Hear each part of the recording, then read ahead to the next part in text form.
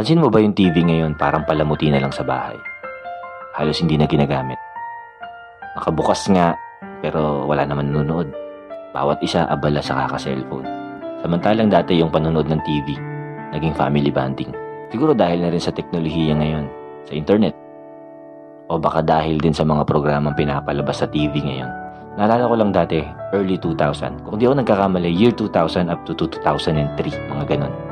Yung mga palabas sa hapon may anime. Kaya yung mga batang estudyante, laging excited umuwi para lang mapanood yung anime na paborito nila.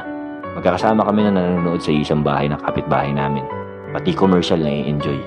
Yung hinuhulaan nyo kung ano yung kasunod na commercial, tapos kung sino matalo, pipitikin. Nandyan na itatago mo yung tsinelas ng kalaro mo para kapag tapos ng anime, magtatakbuhan kayo sa labas. May iiwan siya kasi nawawala yung tsinelas niya. Tapos kung ano yung mga napanood nyong anime, gagayahin nyo yun sa labas. Pagdating ng alas 7, nasa bahay na yung mga bata. Kasi may anime ulit. Pati mga magulang namin nanonood nun.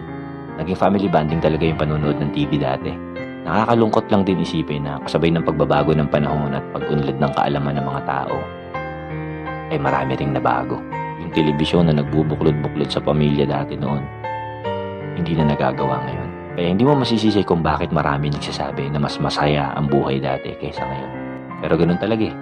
Kailangan natin sumabay sa agos. Hindi ka naman pwedeng sumalungat. Baka ka malunod.